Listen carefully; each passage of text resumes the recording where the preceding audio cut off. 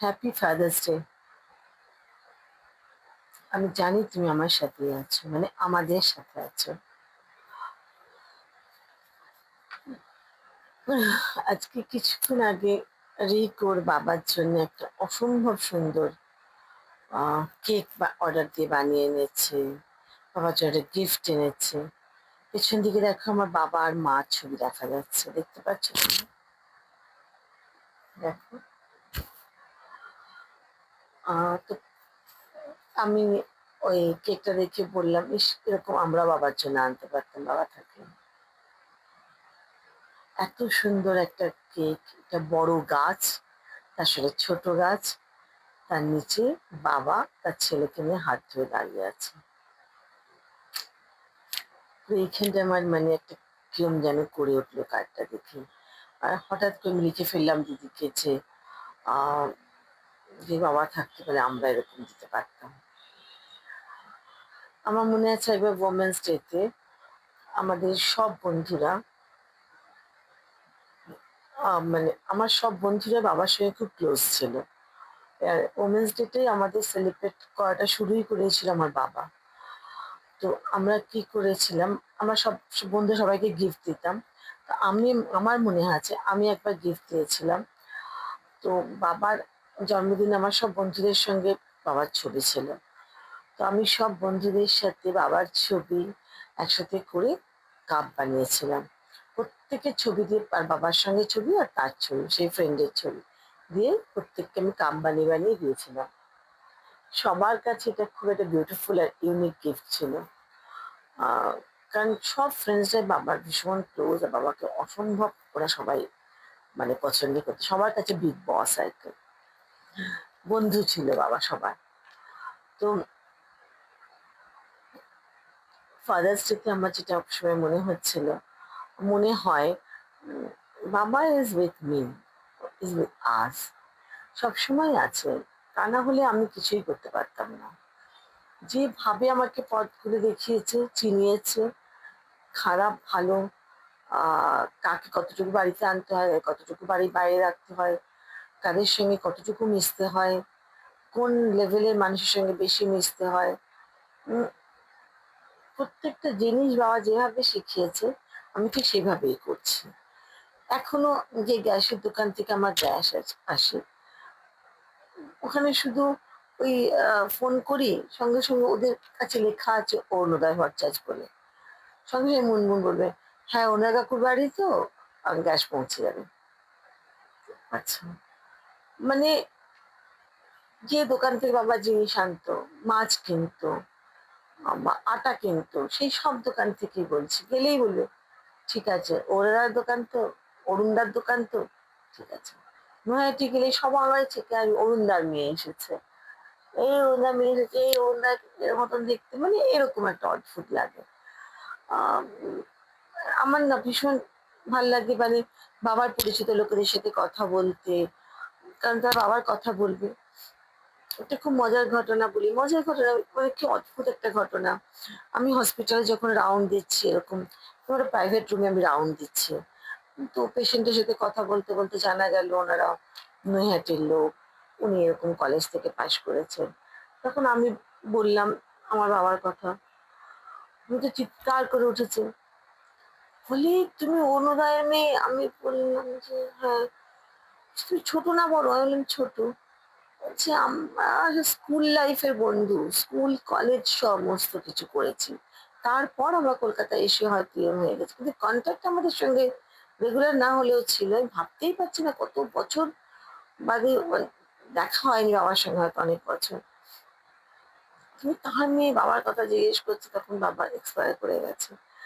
তো ন্যাচারালি আমি তখন বললাম, তো বিশ্বাস করো মানে আমার যেন মনে হচ্ছে ওনার প্রতিটা কথা, বাবার ছোটবেলার কথা, তারপর কলেজ বেলার কথা, মা বাবার প্রেমের গল্প উনি যেভাবে আমাকে বলছেন, আমার এত ভালো লাগছে। মানে উনি আমায় ছাড়তে চাইছেন না, আমি ওনাকে ছাড়তে চাইছি না।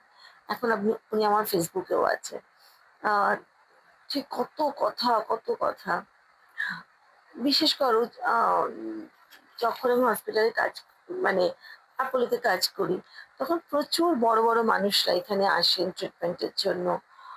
সাধারণ লোকের পাশাপাশি সেলিব্রিটিরাও প্রচুর আসে। এরকম অনেকজনের সাথে আমার দেখা হয় যারা বাবার খুব ক্লোজ ছিলেন বা বাবাকে খুব ভালো করে চিনতেন।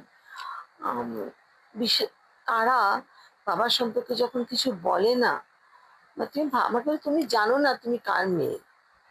এরমভাবে বলে। "তোমার বাবা কি ছিল তুমি জানো না।" সেদিন আমি একটু বড় পলিটিক্যাল লিডারের সঙ্গে দেখা। আম আমি খুব সাহস করেই আমি বললাম যে, আমার বাবাকে আপনি চিনতেন।" মানে আমি ভাবছি হয়তো আবার এত বড় মানুষ ডিনাইও করতে পারে। সে বলল, "কে বলো তো? কি নাম বাবার?" যেই বলেছি উনি তিন করে উঠেছেন। বলছে, "তুমি অরুণোদয়ের মেয়ে, তুমি আমি ভাবতে পারি না অরুণোদয় কি করে এত তাড়াতাড়ি চলে গেল।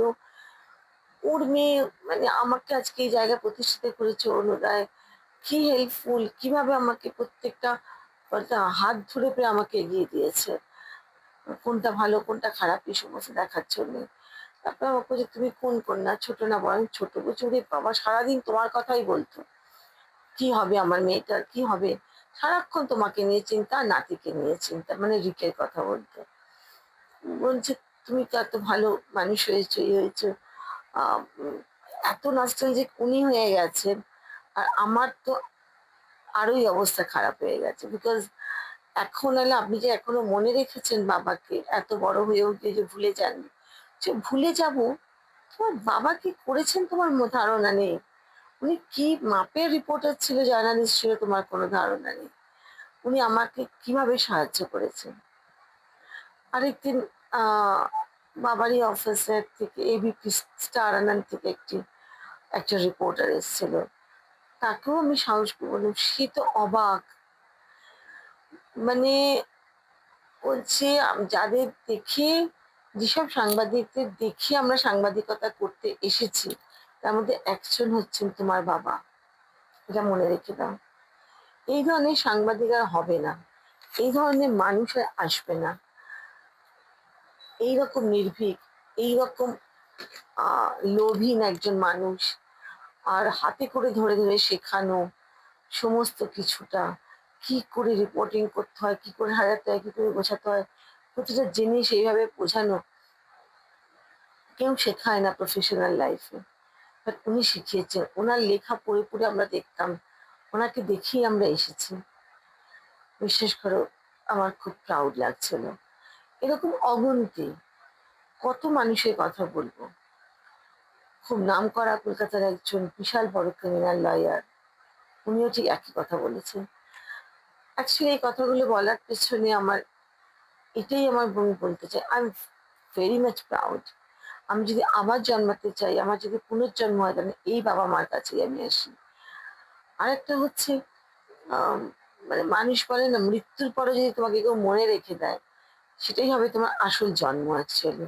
এমন কাজ তুমি করো যাতে মানুষ তুমি মারা যাওয়ার পরেও তোমায় মনে রাখবে। আবার 2014 এ মারা গেছে। মানুষটাকে ভুলে যাওয়ার জন্য যথেষ্ট এনাফ টাইম ছিল। কিন্তু প্রতিটি মানুষ তারা কিন্তু বলছে, আ তুমি কার মেয়ে তোমারই ধারণা নেই।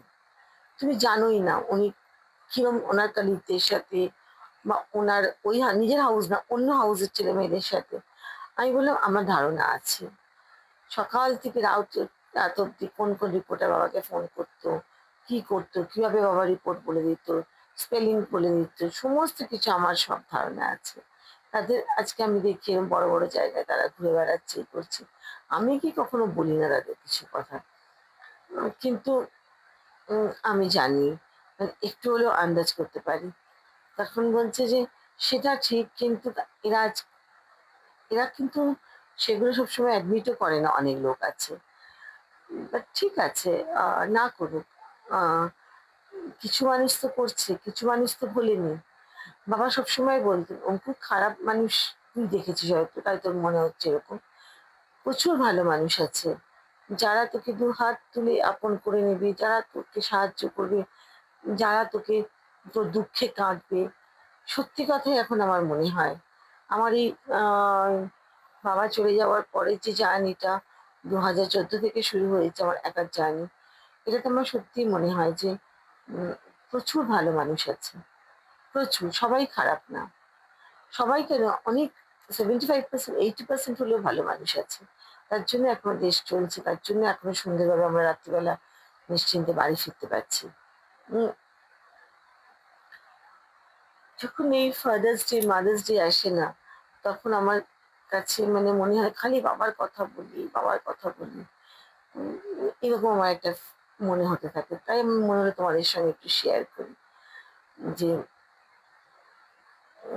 তোমাদেরও আমরা সবাই চাইবো আমরা এমন কোনো কাজ করে যাই বা যাতে আমাদেরও মানুষ এরকম ভালো করে মনে রাখে। আর আমি আবারও জন্মাতে চাই আমার এই বাবা মার কোলে, এটুকুই বলার ছিল। Happy father's day. আমি আমার মতো করে কালকে সেলিব্রেট করবো। আর আমার রিক যে এত ব্যস্ত, যার এত কিছু, জানি যে পড়াশোনার চাপ, নিজের মা চিন্তা, বাবার চিন্তা, ফ্যামিলির প্রতিদিন রান্না করছে এভরিডে, একটা দিন বাদ যায় না রান্না করতে আমার বাচ্চাটার। তো সেই রিকও যেন একটা ভীষণ বড় মানুষ হতে পারে, খুব ভালো একজন বড়, ও তো লয়ার হতে চায় না, ও তো ল পাশ করে ও পড়াতে চায়, টিচিং লাইনে যেতে চায়, ও যেন সেটাই হয়। উম, এটুকুই আমার চাওয়া।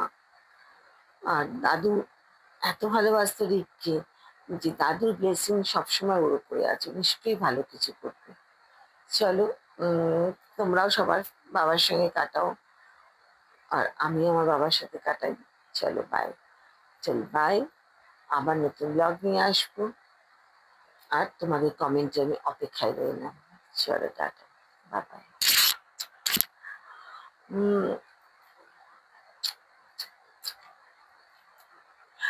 এটা আমার বাবার জন্য, আমার মায়ের জন্য।